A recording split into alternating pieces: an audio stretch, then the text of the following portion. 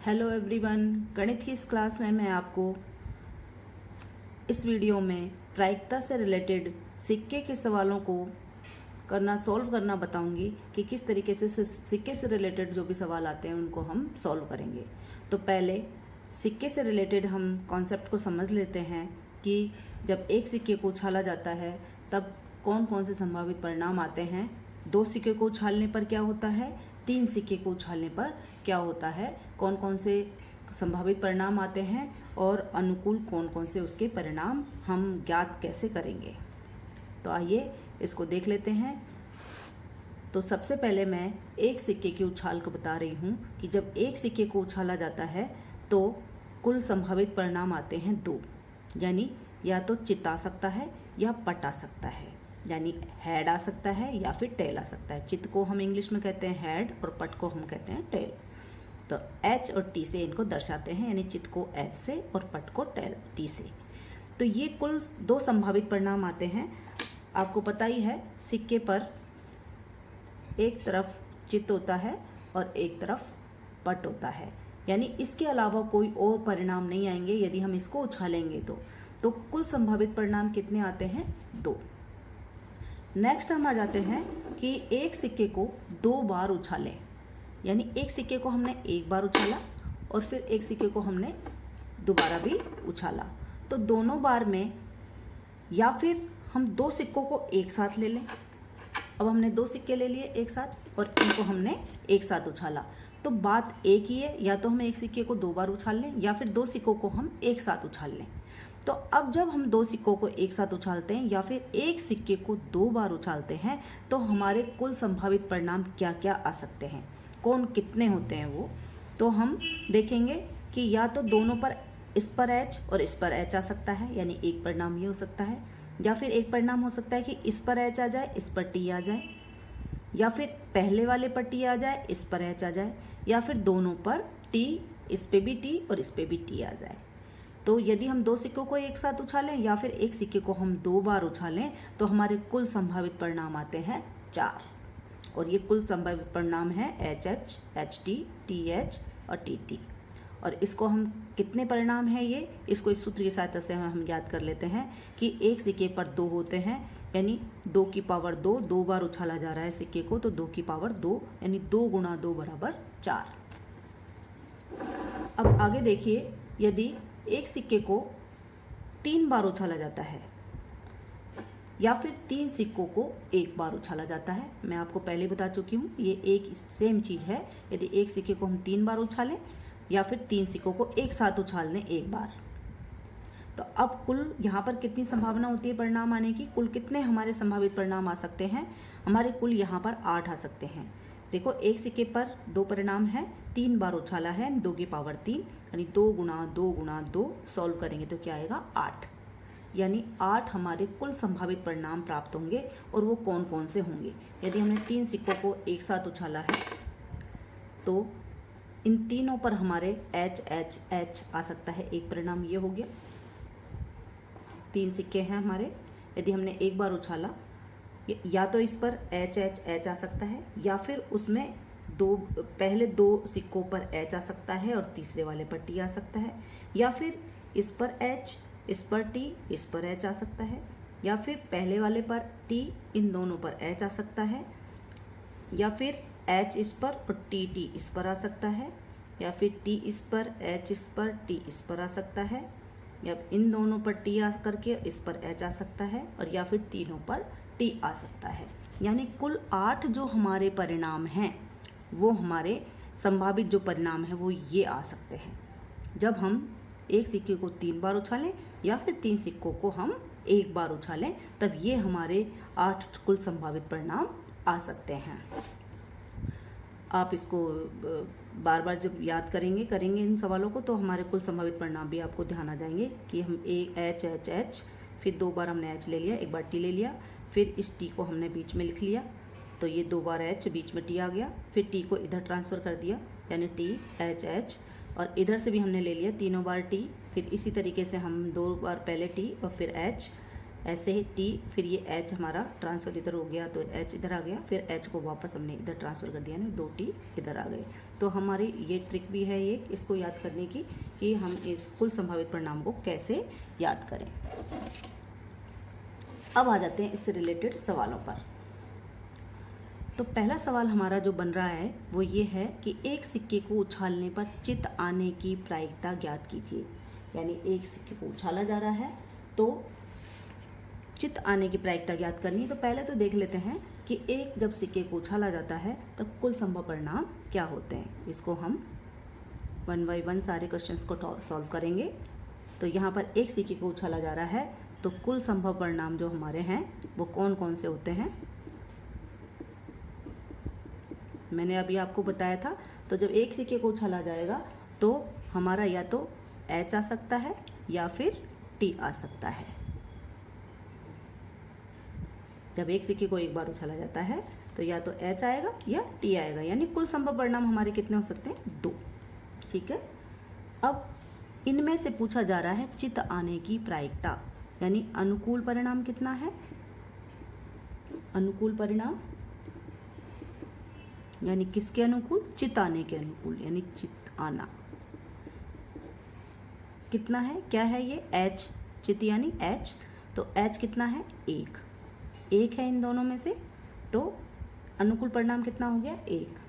अतः प्रायिकता हो जाएगी हमारी, चित आने की प्रायिकता हो जाएगी बराबर अनुकूल परिणाम बटा कुल परिणाम। तो ये क्वेश्चन नंबर हमारा 1 हो गया। 2 देख लीजिए, एक सिक्के को 2 बार उछालने पर दोनों बार पट आने की प्रायिकता ज्ञात कीजिए। तो एक यहाँ पर भी एक सिक्का उछाला जा रहा है तो कुल संभव परिणाम तो यही होंगे हमारे, कुल संभव यहाँ पर हमारे 2 बार उछाला जा रहा है एक सिक्के को, तो कुल संभव परिणाम हमारे हो जाएंगे। जब 2 बार उछाला जा रहा है तो आपको मैंने अभी ऊपर बताया है कि एक सिक्के को 2 बार उछालने पर कुल संभव परिणाम हमारे 4 होते हैं। कौन कौन से, H H, H T, T H, T T, यानी कुल संभव परिणाम हो गए H H, H T, T H और टी टी। ये हमारे कितने हो गए, 4। और अनुकूल परिणाम हमारे, अनुकूल परिणाम में हमसे कहा गया दोनों बार पट, दोनों बार पट आना, यानी एक सिक्के को हम 2 बार उछालें तो पहले भी पट आए और दूसरी बार भी पट आए। तो ये कितना है, एक ही परिणाम आप देख रहे हैं यहाँ पर कितना है, टी टी, यानी पहली बार भी पट और दूसरी बार भी पट, यानी अनुकूल परिणाम कितना है, 1। तो हमारी प्रायिकता हो जाएगी दोनों बार पट आना, अनुकूल परिणाम है 1 और कुल परिणाम है 4। नेक्स्ट सवाल ले लेते हैं हम तीसरा। एक सिक्के को 2 बार उछालने पर कम से कम एक चित आने की प्रायिकता ज्ञात कीजिए। यहाँ पर भी हमारे एक सिक्का है और उसको कितनी बार उछाला गया है, 2। तो 2 बार उछालने पर कुल संभव परिणाम हो जाएंगे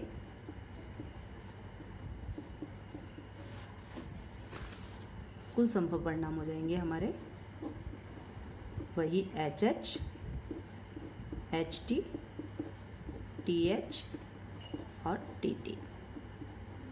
ये हमारे 4 कुल संभव परिणाम हो गए। अब 2 बार उछालने पर कम से कम एक चित आना, यानी अनुकूल परिणाम है हमारे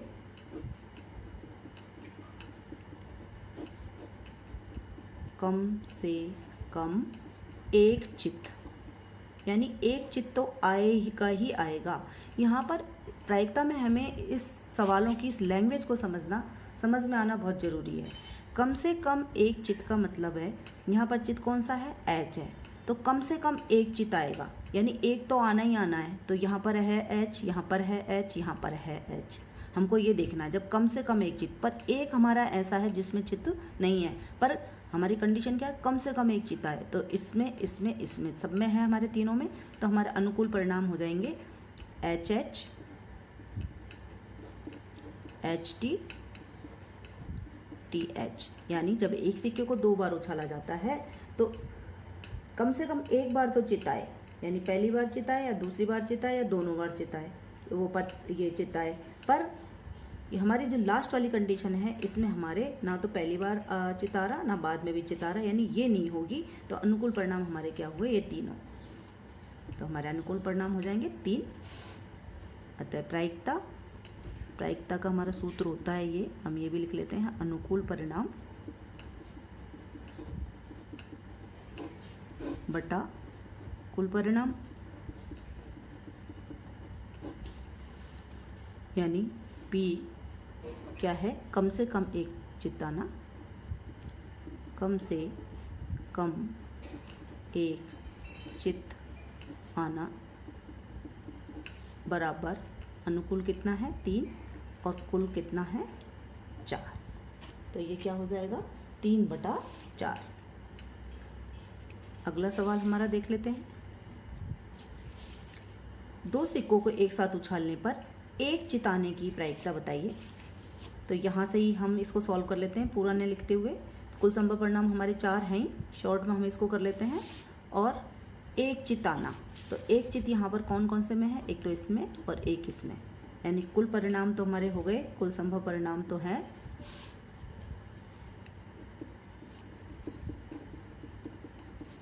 4। और अनुकूल कौन कौन से हो जाएंगे, अनुकूल परिणाम एक चित पूछ रहा है, यानी या तो HTI या फिर TH आ जाएगी जब एक सिक्के को 2 बार उछाला जा रहा है। यानी कितने हो गए ये 2, यानी प्रायिकता हो जाएगी 2/4, कट जाएंगे 2 1 कम 2 और 2 दूनी 4, यानी क्या आ जाएगा 1/2। नेक्स्ट हमारा है 5वां सवाल है हमारा, एक सिक्के के लगातार 3 उछालों में एकांतरतः चित्त या पट आने की प्रायिकता ज्ञात कीजिए। यानी एक सिक्के को 3 बार उछाला जा रहा है तो उसमें एकांतरतः चित्त या पट आना का मतलब होता है कि जैसे एक बार चित्त फिर पट फिर चित्त, ऐसे ही, या फिर पहले पट है फिर चित्त है फिर पट है। एकांतरतः यानी पहली बार उछाल में चित्त आया, दूसरी बार उछाल में पट आया, तीसरी बार उछाल में चित्त आया। या फिर अगर पहली उछाल में पट आया है तो दूसरी उछाल में चित्त आया है, तीसरी उछाल में पट आया है। तो एकांतरतः का मतलब ये। तो यहाँ पर हम इस क्वेश्चन नंबर 5 में देख लेते हैं। 3 सिक्कों के उछाल के कुल परिणाम मैंने आपको पहले ऊपर बताए हुए ही हैं, यहीं से हम देख लेते हैं एक बार कि कुल संभावित परिणाम है हमारे कितने होंगे। जब एक सिक्के को 3 बार उछाला जाएगा तो 8, और वो ये कुल संभावित परिणाम है ये हमारे। अब यहाँ पर हमको जो पूछा गया है कि एकांतरतः चित्त या पट आने की प्रायिकता, तो यहाँ देखिए अनुकूल परिणाम कौन कौन से हो सकते हैं। अब इसमें एकांतरतः नहीं है क्योंकि तीनों बार चित्त आया है। यहाँ पर देखिए ये यहाँ चित्त आया फिर दोबारा भी चित्त आ गया, तो ये एकांतरतः चित्त या पट आना नहीं हुआ। यहाँ पर देखिए आप, पहले चित्त फिर पट फिर चित्त, तो एक तो हमारा ये हो गया अनुकूल। यहाँ पर पट आ रहा है फिर दोनों बार चित्त आ रहा है, तो इसलिए ये भी नहीं होगा। यहाँ पर पहले चित्त आ रहा है फिर दोनों बार पट आ रहा है, ये भी नहीं होगा। यहाँ देखिए पहले पट फिर चित्त फिर पट, यानी ये हमारा अनुकूल परिणाम है। ये भी नहीं है क्योंकि दोनों बार पट आ रहा है फिर चित्त आ रहा है, यहाँ तीनों बार पट आ रहा है, तो ये भी हमारा अनुकूल परिणाम नहीं है। तो यहाँ पर हमारे जो अनुकूल परिणाम है वो कितने हैं 2। तो यहाँ 5वें सवाल में हम कुल परिणाम, कुल संभव परिणाम तो हो गए हमारे 8,